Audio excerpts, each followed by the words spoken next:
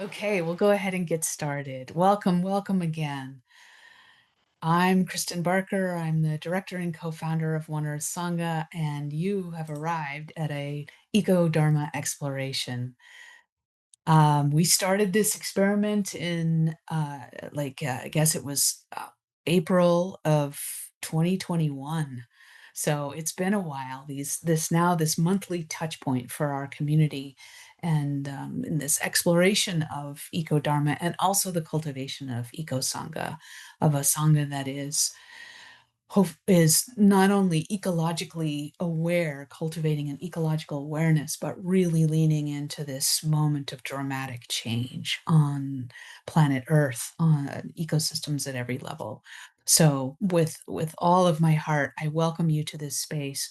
I hope you find it very nourishing to yourself, your practice, your communities, the lands and waters and beings of your watershed. These are free for everyone to join. There was no registration fee. You may have donated when you registered, and already just big thank you for that form of generosity.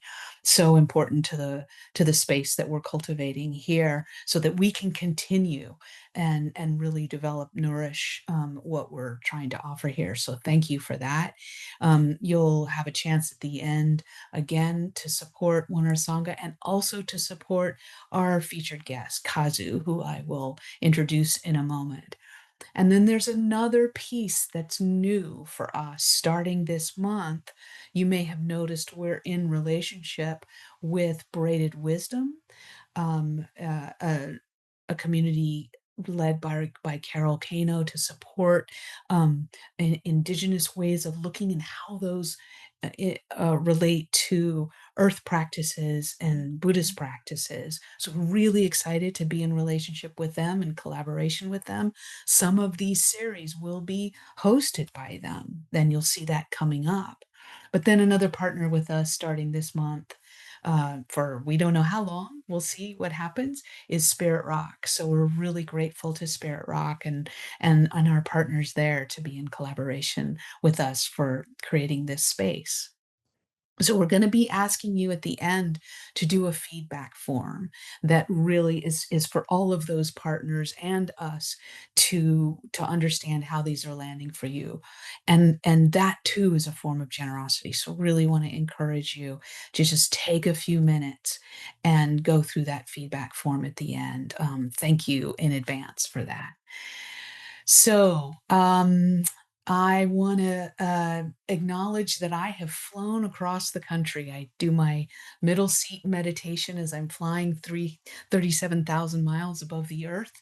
And so my ecological relative for today is the earth, because I got to see her. I got to fly over the Mississippi River, and it really touched my heart to just be looking at this incredible lifeblood of earth, way down there below and underneath the clouds, and just seeing the land formations. It was honestly like really moving, and it was really good to do some practices from that middle seat. Um, and so I also want to acknowledge my home watershed of the Potomac, also known as the Washington D.C. area, and the way that that has so supported me in my well-being, and all the beings, including the indigenous communities there, Piscataway people who have loved that place into its well-being. Truly grateful, truly grateful. I'm really really excited, really truly excited to welcome Kazu Haga. Kazu is a trainer and practitioner of nonviolence and restorative justice. He's a core member of the Fierce Vulnerability Network. Wow, I want to be part of that. That sounds exactly right. Founding member of the Ahisma Collective, also sounds perfect, and author of a couple of books, including most recently Fierce Vulnerability. Do you notice the title? Same title as the title of this exploration. Just came out this spring, and he's got a beautiful history of work that has gone into his offerings, working with incarcerated people, youth activists from around the country, 25 years or more experience in nonviolence and social change work. And I'm just really so impressed by his holding of this paradoxical place that we're in about power and change. I just want to share one thing that, as I was researching for this, rather than change makers, let us strive to be wise, vulnerable participants in change. That was like a takeaway that I had. Like, we're always contributing, we're always changing things in our world. Let's be as conscious, vulnerable, really deeply heart strategic with our work. So I'm already really inspired, Kazu, by your work, and really excited to share this space and give you as big a platform as I can, as we can for your work. So take it from here. Welcome and thank you, Kazu. Thank you so much, Kristen and Kazu. Nicalia and Elizabeth as well for having me. And thank you all for joining. Good morning, good afternoon, good day, good evening, wherever you may be calling from. Really grateful to be here. So as Kristen shared, we're going to be talking about this thing called fierce vulnerability for the next hour and a half or so. Um, and fierce vulnerability is not only the title of a book; it's also the title, the name of a network that I'm a part of. Um, it's a workshop series that we started facilitating. Some friends and I started creating several years ago. But I want to be very clear that fierce vulnerability is not something that I came up with. It's not something that I own. It's not in the same way that a scientist might come up with a scientific theory, but that scientist isn't inventing that theory, right? They're just offering us one lens, one way to look at a thing that exists in the universe and the cosmos. And that's how I view things like nonviolence and restorative justice and fierce vulnerability. They're not things that I came up with. They're things that the earth has taught me about how it operates. And it's just one way of understanding how for me, how the world works. Similar to the Dharma, right? The Dharma isn't necessarily, it's not something that the Buddha came up with. It's Buddha's interpretation of how the universe is structured, right? For me, I carry a lot of different lineages in my life. Um, Fierce vulnerability tries to merge three really important lineages, the various lineages of spiritual practice and spiritual traditions, as well as the very diverse modalities around trauma healing and the long age-old lineage of nonviolent action. It's my attempt to synthesize spiritual practice, trauma healing, and nonviolent action in a time when so many systems seems to be in the midst of collapse. How do we be with each other in this moment and be a part of this large scale change that is happening throughout this earth? And part of the main question that we are asking in fierce vulnerability is, can we understand injustice not as a political issue, but as a manifestation of our collective trauma? And if we can understand injustice as a manifestation of collective trauma, then can we build movements that understand that we can't shut down injustice any more than we can shut down a traumatic response, any more than we can shut down trauma? I've been in social movement spaces for 25 years, and I've noticed that a lot of times we move with this energy of we're here to shut things down. And while tactically, we may need to shut down the construction of an oil pipeline, or we may need to shut down a bus that is deporting groups of our community members, can we move with an understanding that if we are here to address collective trauma, then we actually need to open things up, not shut things down, right? If we're trying to heal trauma, then it's not effective just to continue to move with this energy of we're here to shut things down, but how do we also move with the spirit of we're here to open things up? And so I want to invite us into a short practice period, and then I'll offer some thoughts. We'll take a short break, and then do a small group practice and open it up into a large discussion. So that'll be the flow of our time together.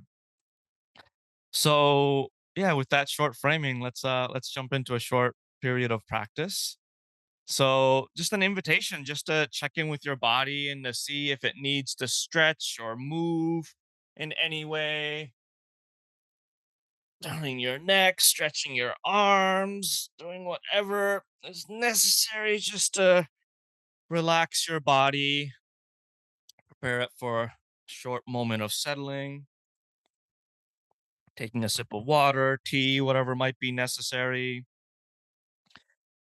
and eventually just inviting you to settle into your bodies, closing your eyes if that feels comfortable.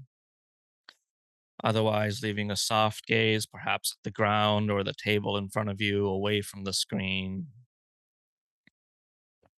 Taking a few deep breaths at your own pace,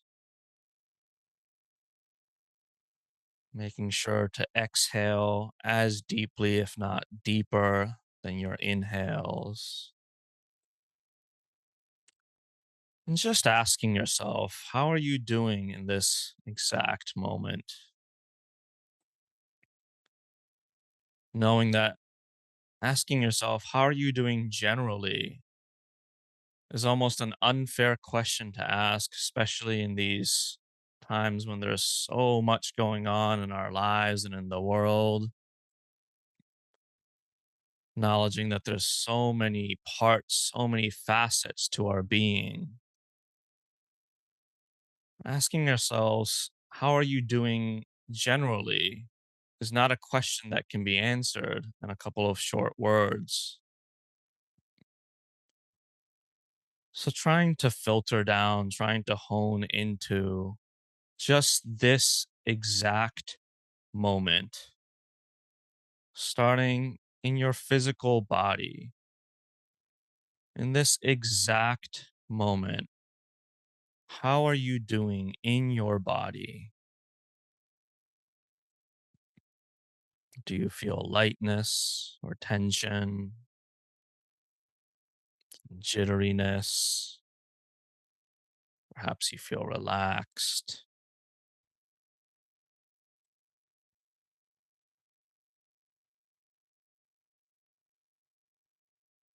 And as water continues to move down a stream, this exact moment continues to shift. Seeing if you can be with what is present in your body in each moment, not getting stuck, not getting frozen.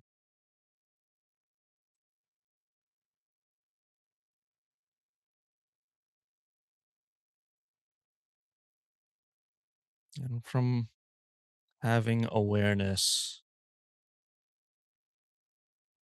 the large ecosystem that is your body,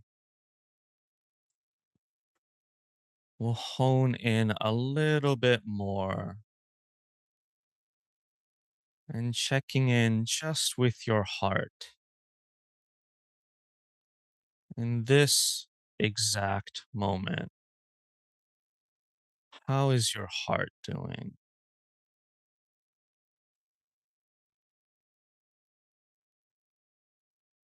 Perhaps your heart is also relaxed, perhaps joyful, perhaps stressed out and anxious, trusting that whatever your heart is feeling in this moment, that your body, that our collective bodies has the space and the capacity just to allow it simply to be.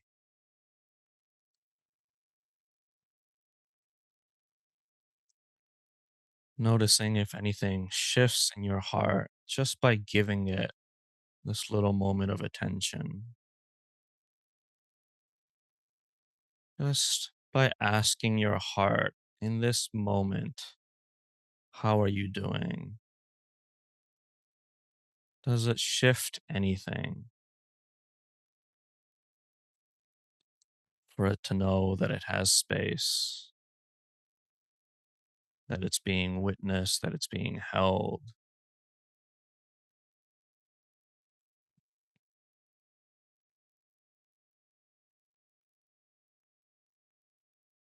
And slowing down with your heart, with whatever might be present inside of your heart.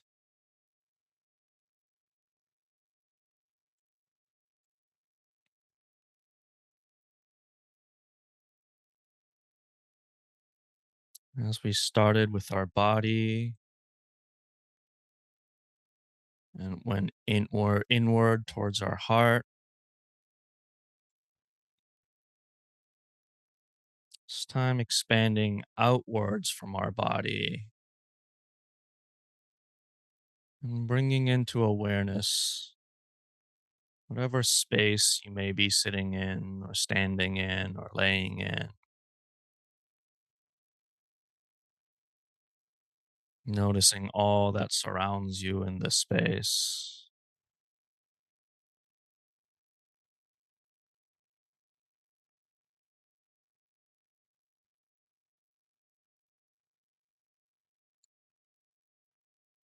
Breathing out and trying to fill all of this space with your breath.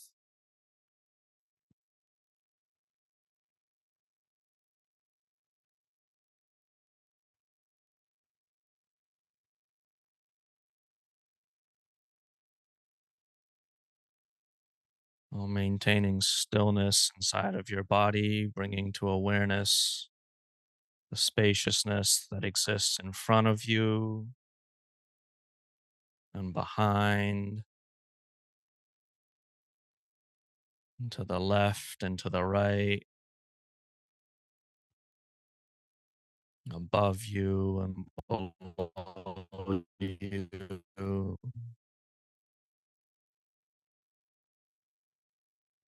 Seeing if you can breathe in and breathe out, filling the entire space as if the entire space represents your body. Bringing into awareness the sounds that may surround you. Perhaps there's the energy, the presence of other human beings, non human beings, the temperature of the air as it hits your skin, as it enters your body, as it exits your body.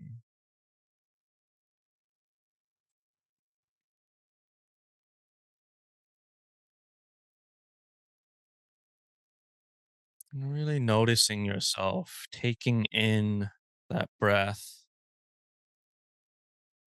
that comes from the space outside of your body, noticing it entering your body,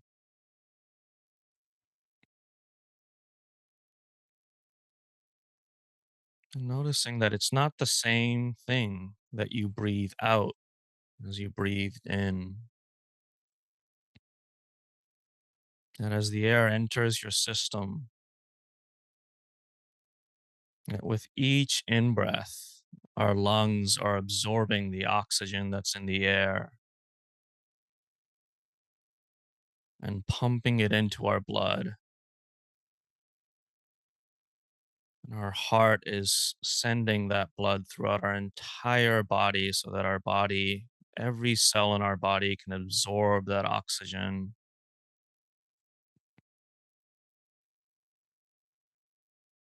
And at the same time, with each out breath, our bodies are producing carbon dioxide that's being released back into this space that then serves as the nutrients for the house plants, the flowers, the trees outside of your home.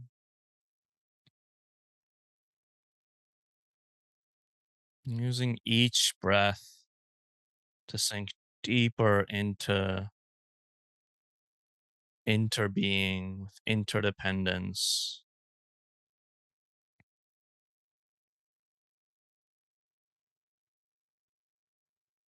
When does air stop being this thing that exists outside of your body and become a part of you?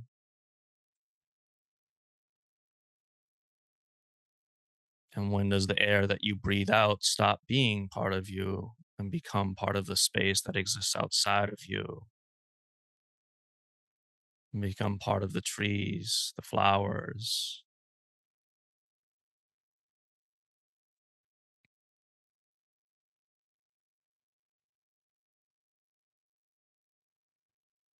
knowing that each time you breathe in, breathing in the entire cosmos, and each time you breathe out, you're breathing out into the cosmos. And each time you breathe in, noticing that there's no separation between you and the flowers and the trees.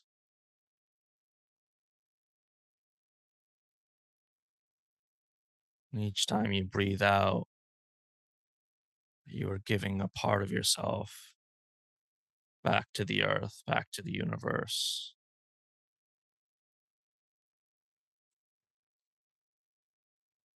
And we'll just spend 1 minute in silence, just breathing in and breathing out, being a small speck of dust in this interdependent universe.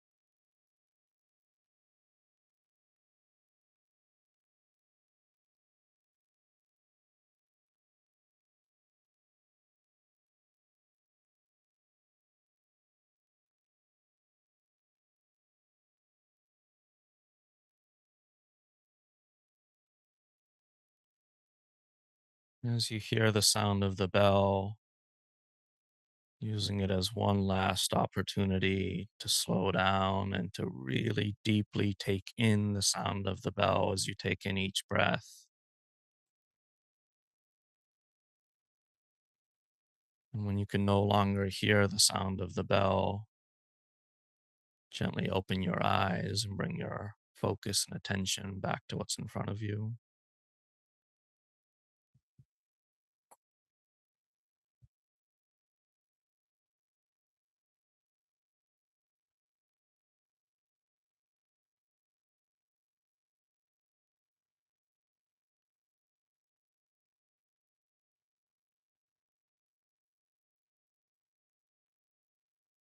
And when you feel ready, gently opening your eyes, perhaps looking around the room before your gaze turns to the screen, noticing shapes, sounds, colors. Perhaps there's signs of life, a plant outside of your window, a dog or a cat sitting near you. And slowly turning your attention back to the screen and looking at all of the faces looking back at you. Oh, I'm seeing in the chat that you couldn't hear the sound of the bell because I forgot to share the computer sign, the computer sound. So, ding.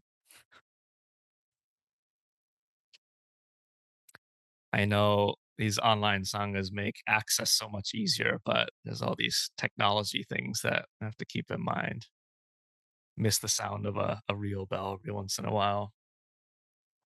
Um, but either way, I hope this very brief practice allowed us to slow down a little bit and to enter what educator Carl Ronke calls the comfort zone, where our emotions can be regulated, our breathing slows down, we're able to resource ourselves. And it's so important that we find spaces to slow down because we are living in such incredibly urgent times.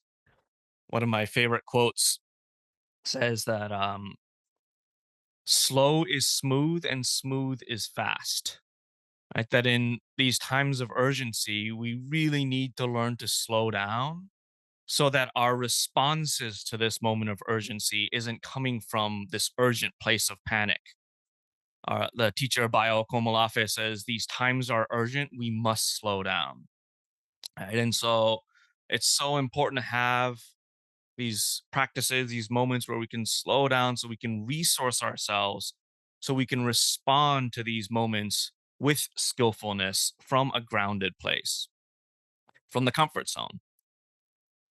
But it's also important to remember that the comfort zone is actually not where growth happens.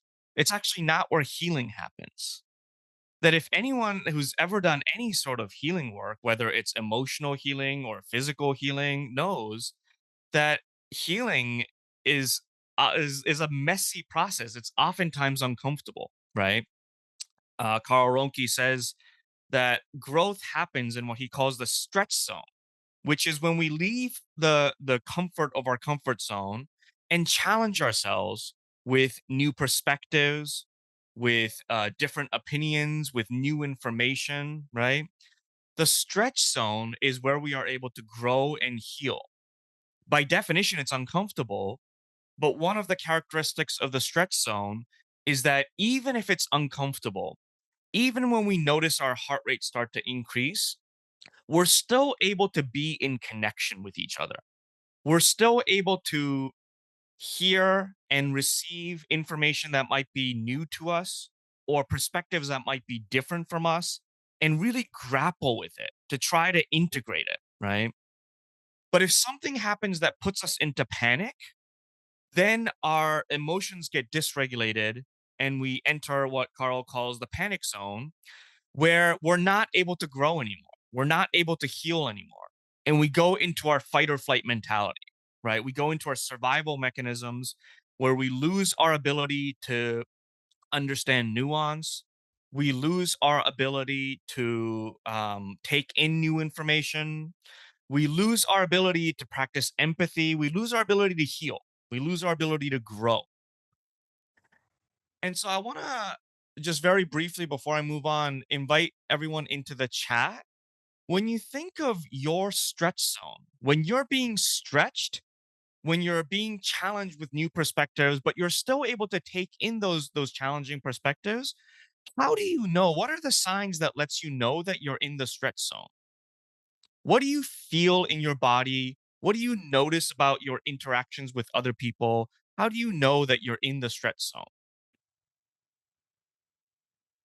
What happens? What do you notice? What do you hear? What do you feel?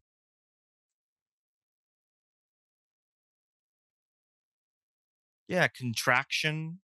Your body feels contracted, your heart beating faster, tension. I get cognitively stupid, and that indicates I'm open to something new. Curiosity in the mind. Yeah, curiosity is possible in the stretch zone, but not in panic. And so when you're in the panic zone, how do you come back into the stretch zone when you notice yourself completely entering a binary worldview where you're right, they're wrong? When you notice that you're in a survival mechanism, how can you come back into the stretch zone? What are some practices that you can do in the immediate moment that lets you know that, oh, I'm able to stretch myself a little bit more, look at the sky, breathing consciously, taking a breath, slow down your breathing. um I imagine people in this space knows that, we've been breathing since we came out of our mother's womb, but generally speaking, very few of us practice breathing, right? And breathing is actually a practice. If we're not practiced in breathing, then when we enter panic and we try to take deep breaths, we oftentimes breathe when we sound like this, right? We take really deep inhales and exhale really quickly. And we know from the science of nervous systems that when we take deep inhales and we let it all out in one quick fast exhale, it can actually keep us in a state of panic. And it's the deep exhale that allows our nervous system to calm down, right? And so even something as simple as breathing it's important that we're practicing it. I also see dancing, stretching, moving, like getting into our bodies. And I'm going to put something into the chat that you don't have to look at it now, but it's a resource that is filled with lots of different things that we can do in the immediate moment when we notice ourselves into panic, that we can slow ourselves down and regulate our nervous system. Um, and I want to invite us to continue to be aware of all of these practices that you know already, that you entered into the chat, as well as the resources that are on this handout, because we're going to be spending a little bit of time talking about things like trauma. And so, even in this next hour, to really track ourselves and to notice, oh, I'm getting into the upper stretches of my stretch zone, to take a moment to close our eyes, to take a deep breath, to make sure that we continue to stay in our stretch zone. And before I move on, I just want to name, I don't know if the recording got started. I usually hear like a ding when that gets started. So I just want to make sure. Um, and so, yeah, just an invitation to continue to check in with our bodies and to continue throughout this presentation, but throughout the day, to make sure that we're taking deep breaths and taking care of ourselves. Because, as I mentioned, one of the things that I really want to talk about today is trauma and how trauma impacts us as individuals and as a species. Um, Trauma is a thing that we're many of us talk about, right? Like it's in many group spaces. And so my understanding of what trauma is and how it impacts us is that when we experience something that is so scary that either physically or emotionally it feels like it's a threat to our existence, we oftentimes feel an incredibly powerful amount of fear or shame, and as a survival mechanism, those feelings of fear and shame are so scary to allow ourselves to fully feel in the moment that our body represses those feelings so that we can deal with the threat that is right in front of us. If a saber-toothed tiger is running after us, we don't have time to allow ourselves to feel scared. We just have to act. And so, as a way to keep us alive, our body represses those feelings, and if we're not able to find opportunities and ways to allow ourselves to actually go back and feel and integrate and release those emotions, they get stuck and frozen in our bodies. And so now, 30 years later, when something triggers our trauma, those feelings come right back. And our bodies can't tell if those feelings are related to the thing that is directly in front of us or it's related to the thing that happened 30 years ago. That is one of the differences between a traumatic experience and a stressful experience, is that when you experience something that is stressful, later on you remember the story of what happened. But if it's a traumatic experience, you don't only remember the story, you might not even remember the story. You remember the feelings and the emotions of fear and shame. It's those things that come right back into our body. And when that happens, it puts our body into the panic zone, right? In our mind, a part of our brain called the amygdala hijacks our brain. And neurologically, it shuts off our connection to the part of our brain that is capable of practicing nonviolence, that is capable of thinking about things like interdependence, that is capable of thinking about nuance, that is capable of growth and healing. And at the same time, our body, something called the sympathetic nervous system, activates in our nervous system, and it shoots adrenaline and cortisol into every cell in our body within a split second, and our muscles tighten, our heartbeat increases, our pupils dilate. And these are all survival mechanisms, right? Our muscles tighten so that we can get ready to run or fight. Our pupils dilate so that we can see threats that are all around us. And again, all of these things puts us into a state of panic, into a state of survival, where things like nonviolence, healing, interdependence, growth, those things are like physiologically not possible in that moment. And this matters to us as individuals as well as a collective, as a species, because we live in this world where there's so much urgency, where collective trauma is being triggered left and right. All of the things that we now understand through science are signs of a trauma response, our ability or our inability to think about nuance, our inability to slow down and take in new information. That is happening at scale, right? Like as a society, we have lost our ability to think about nuance. As a people, we have lost our ability to take in new information. Conspiracy theories are running wild. We live in times of extreme political polarization because collectively, I think we are experiencing a traumatic response. I think one of the reasons why this is because, we are part of the natural ecosystem, right? Like we are nature, we are part of nature. And so we are governed by the laws that govern the natural world. And I believe that one of the laws that govern the natural world is the law of fractals. I believe that the universe is built on fractals. And fractals are patterns that repeat itself over and over and over. So no matter how small of a thing you zoom into or how large of a scale you're zooming out to, the same pattern repeats itself, right? We see fractals all throughout nature, whether it's the nautilus seashell, where the design keeps spiraling outwards and outwards, or a bunch of succulent plants, or if you ever see what's called a dust devil, like if you're ever driving down the road and hot air mixes with cool air and it creates these little tiny things that look like small tornadoes, mostly harmless.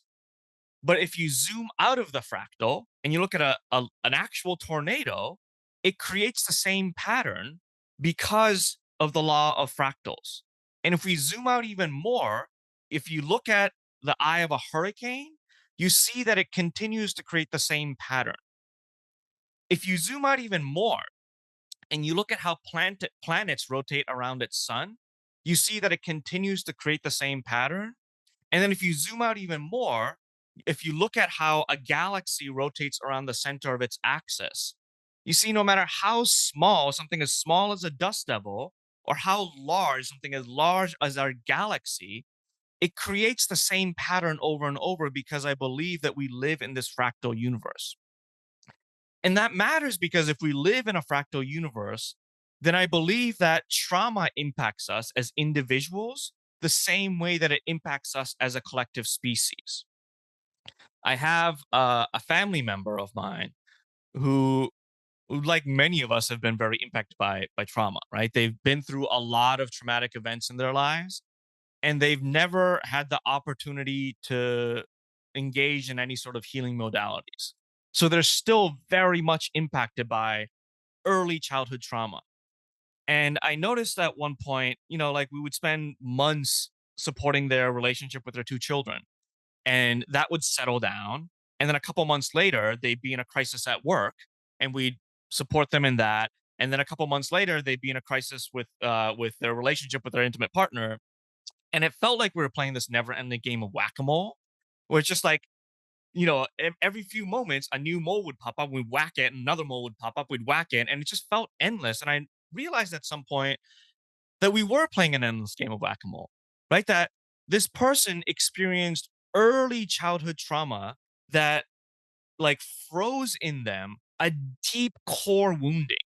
And until we were able to create space for that person to release and integrate that core wound from early childhood, we were only dealing with surface level manifestations of a much deeper wound, right? And we were playing this never ending game of whack a mole.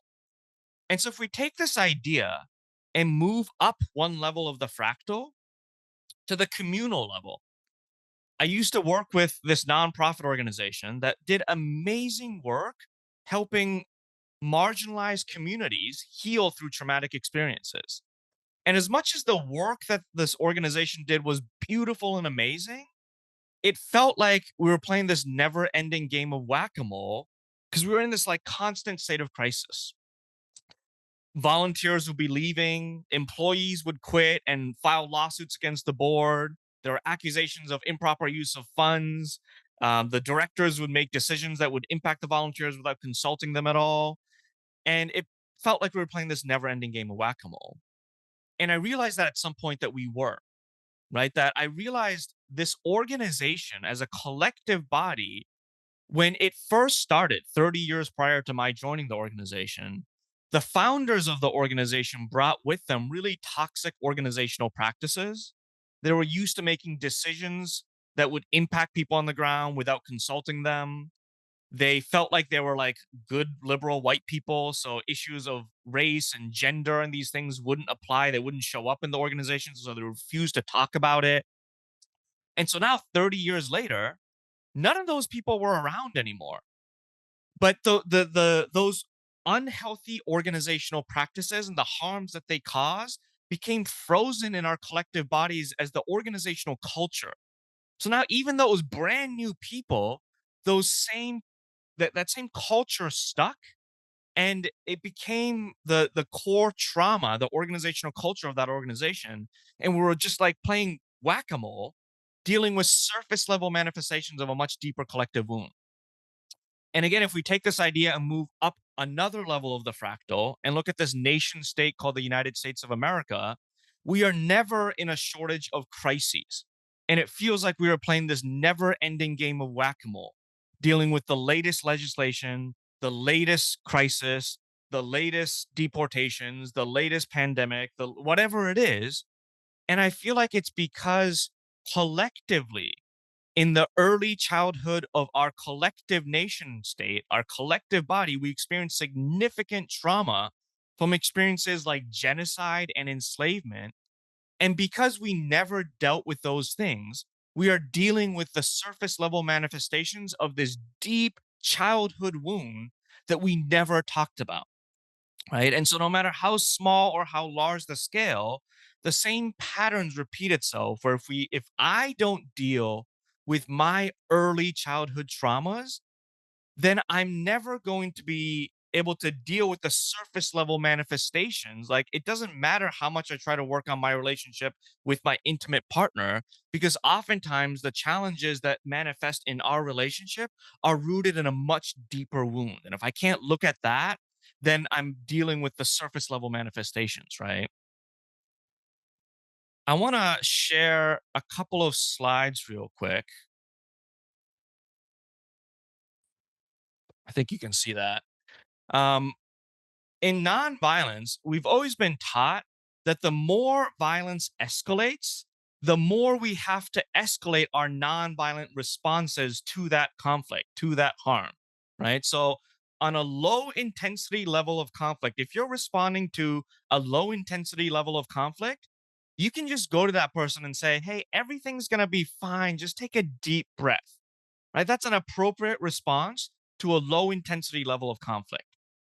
And if we move up the fractal and think about responding to a low intensity level of social conflict, filling out a petition might be the appropriate response, right? Like, if you're trying to get a stop sign installed in your neighborhood, filling out a petition, bringing it to city council might be the appropriate response. But as the conflict escalates, as the violence escalates, we have to escalate our response to that conflict. So if two people are physically fighting, you might have to get in between those two people and rip them apart, right? Like, you can't go to two people that are physically fighting and be like, hey, everything's going to be fine. Just take a deep breath, right? It's not the appropriate response. It might get you punched in the face. So if we move up a level of the fractal, like a firefighter breaking down someone's door and entering their house without consent feels like a really escalated thing to do. But if they're responding to the building that is burning, then it might feel like the appropriate response. And this is also the reason why the movement for Black Lives has never filled out a petition drive, right? Because the conflict that that movement is responding to is so escalated that occupying a highway might feel like the more appropriate response, right? Filling out a petition in response to a 500-year legacy of state violence against Black people might feel like going to two people that are physically fighting each other and being like, hey, everything's just fine. Just take a deep breath and you'll figure it out. Right. But one of the things that I've noticed in my time in nonviolent action is that the more we escalate the tactics of nonviolence that we use, the more we tend to escalate polarization, the more we tend to escalate this worldview that we are right and they are wrong, that we are us over here and they are them over there. And if we can beat them, then we will win. And I believe that it is that binary worldview that is at the heart of what is destroying this planet. right? That binary worldview that we are us and they are them relies on the delusion of separation, on the delusion of individualism. That somehow, if I can free myself at the expense of those people, then everything will be better, right? This is an escalated response to an escalated harm. I've been in this scene a million times. And I want to be very clear that I'm not saying that what these protesters are doing is wrong, right? I've been in these scenes many times before. I'm grateful that these protesters had the courage to go out and do what they did. This is a protest that happened in Puerto Rico in response to austerity measures by the government. And by every account, they were protesting nonviolently, marching, and the police surrounded them on all sides and didn't give them an avenue to leave. And so I'm not saying this is bad, that what these protesters did is wrong. But what I do notice is that when I imagine myself in this scene, if I imagine myself as one of these protesters and I check in with my body and I notice what happens, I notice my body tighten up. I might notice my heart rate increasing. And I notice that these are signs of a response to panic, right? It's what happens when my mind enters a binary us versus them worldview. And if we zoom into the fractal of this image and look for an image that might be analogous to this, it might look like this: a boss arguing with their employee, right? It's very clear that neither side is listening to each other. It's probably the case that they're not able to see the dignity and the humanity in the other side, right? And at the same time, I look at this escalated response to an escalated harm. This is an image of a woman named Aisha Evans, who was responding to the police murder of Alton Sterling in Baton Rouge, Louisiana. Also occupying a street, also risking arrest. And yet at the same time, if I imagine myself in this scene, if I imagine myself as Aisha and I check in and notice what happens in my body, I notice something different happens. Instead of tightening up, I notice myself loosening. I notice the possibilities of opening up. It's the same type of escalated response to an escalated harm, but something about the way Aisha is holding her body changes how I hold my body just by looking at this image. And if I zoom into the fractal and look for an image that might be analogous at the interpersonal level, it might look like a restorative justice dialogue between the man on the left, Donald Lacey, and the man on the right, who is serving a life sentence in San Quentin for having murdered Donald's daughter 20 years prior to this image.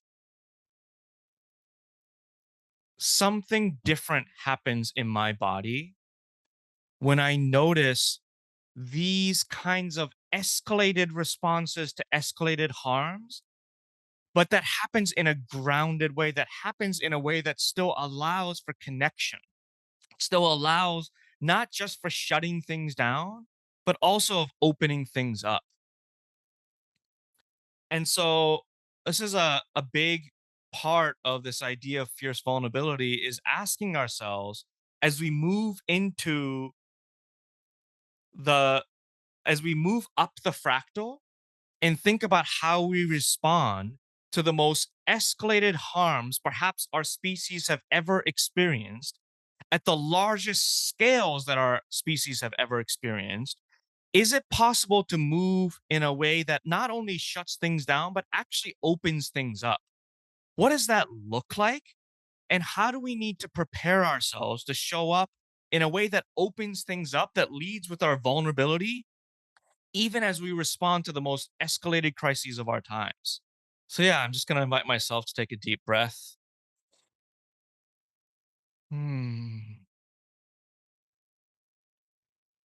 And with that, I know that was a lot of information. Want to invite us all to take just like a 5 minute bio break. And I know oftentimes when we go into a break in a virtual workshop, sometimes I have a tendency just to like turn off my screen and then switch to the other screen and scroll through Facebook or read the news or something like that. I know we all have busy lives, but if at all possible, I want to invite everyone to actually step away from the screen just for a few minutes, get some air, get some water. I want to share one more story before I hand it back. to the one of our Sangha folks, which is that I have an aunt who I've been talking about a little bit. I think part of me talking about it recently is kind of to hold myself accountable to actually have a conversation with her. But she used to be my favorite aunt when I was growing up. She was like my cool hippie aunt, you know. And her husband, my uncle, were my favorite aunt and uncle pairs when I grew up. I always loved playing with them. And over the last 10 years or so, she's become a climate change denying Trump supporter.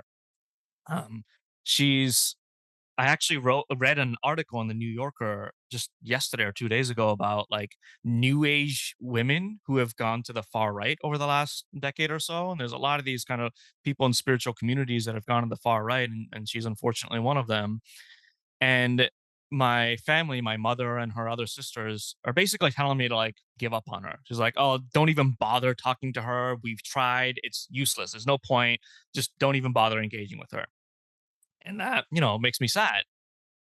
And so when I think about engaging with her and I think about my nonviolence practice, so much of nonviolence has always been about learning to speak our truth, right?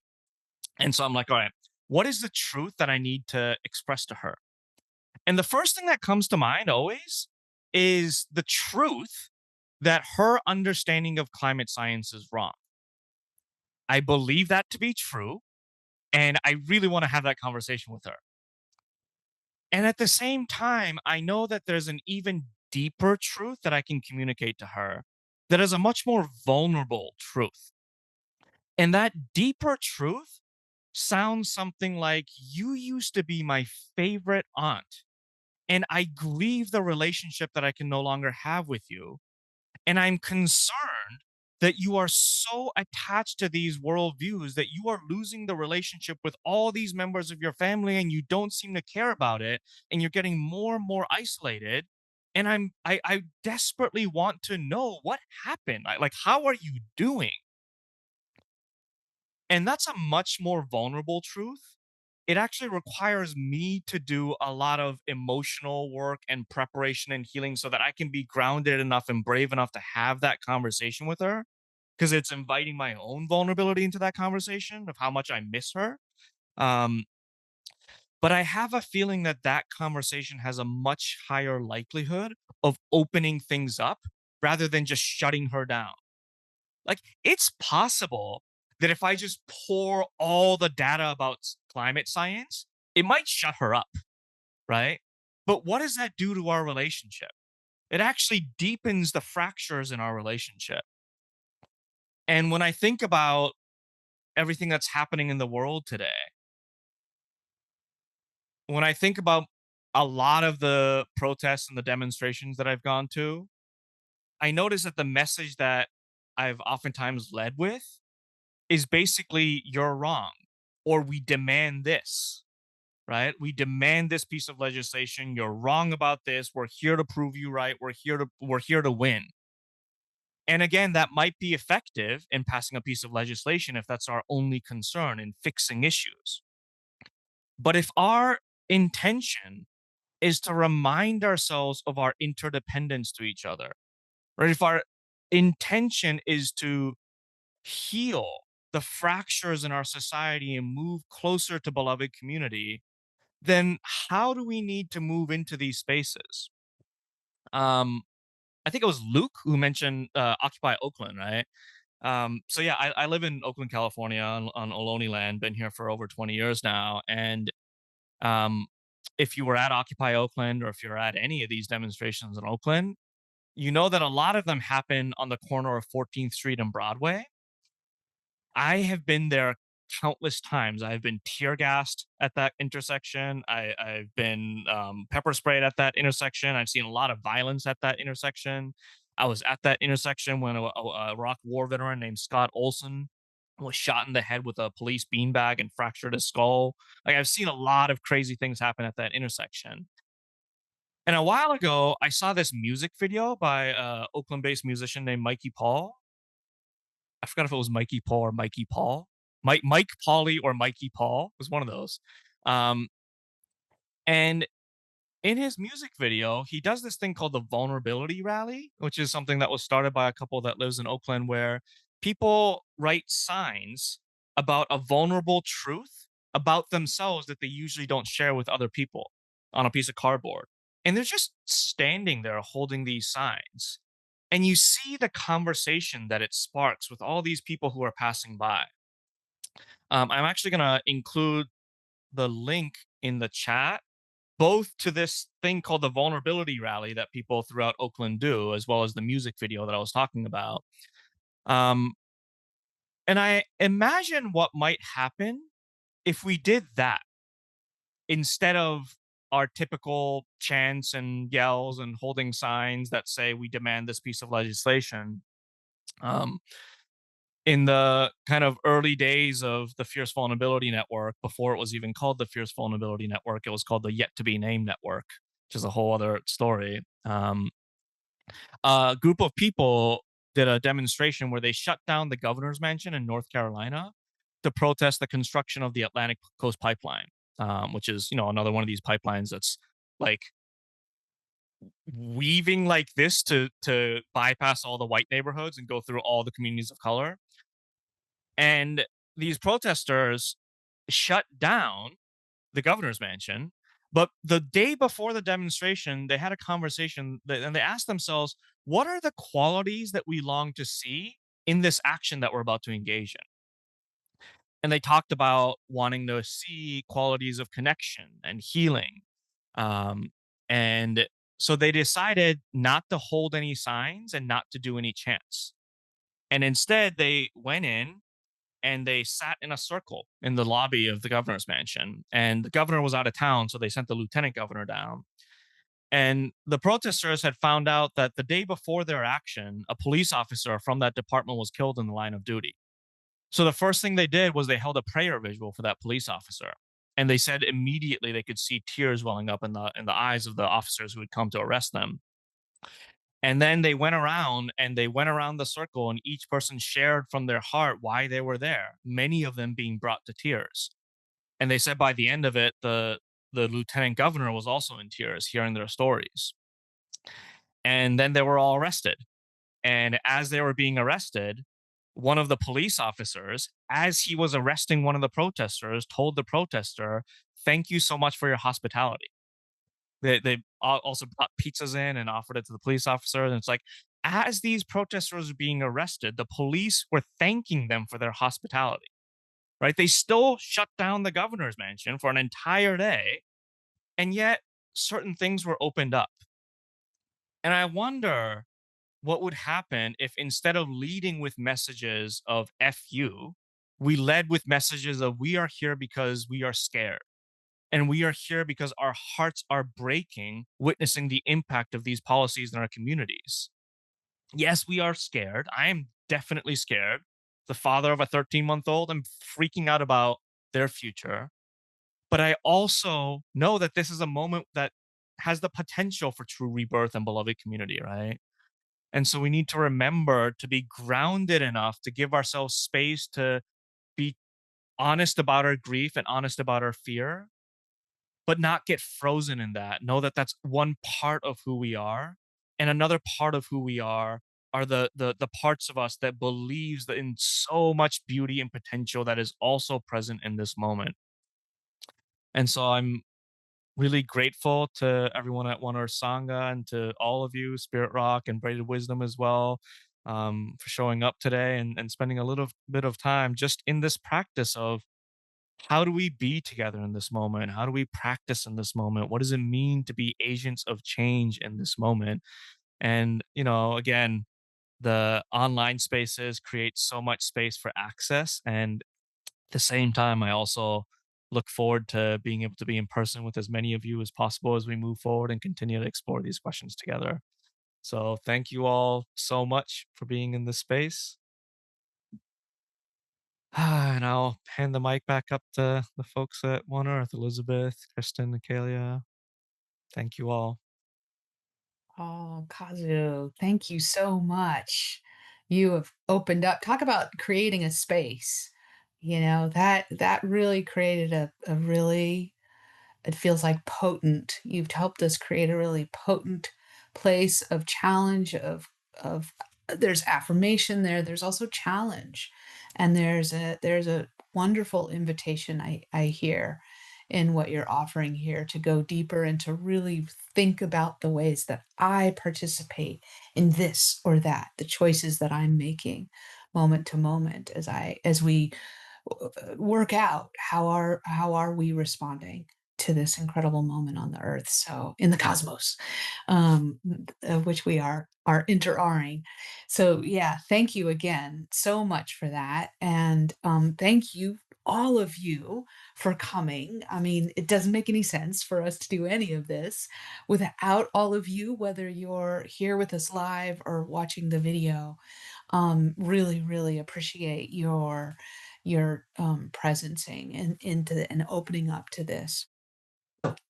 The dedication of merit, whatever benefit may have come to us, may come to us in the future from this offering, from what we've experienced here together. May we in turn offer it back out into this aching world. No, not hold it close to us, not own it, keep it close, need it to continue, but rather turn it right back around to this world that is in so need of our appropriate response. May it nourish us deeply and then seed the seeds for change. So, with that spirit, this is our prayer. Partake of it as feels right to your heart. May all places be held sacred. May all beings be cherished. May all injustices of oppression, devaluation, and theft be fully righted, remedied, and healed. May all who are captured by hatred be freed to the love that is our birthright. May all who are bound by fear discover the safety of understanding. May all who are weighed down by grief be given over to the joy of just being. May all who are lost in delusion find a home on the path of wisdom. May all wounds to forests, rivers, deserts, oceans, all wounds to Mother Earth be lovingly restored to bountiful health. May all beings everywhere delight in whale song, bird song, and blue sky. May all beings abide in peace and well being, awaken and be free.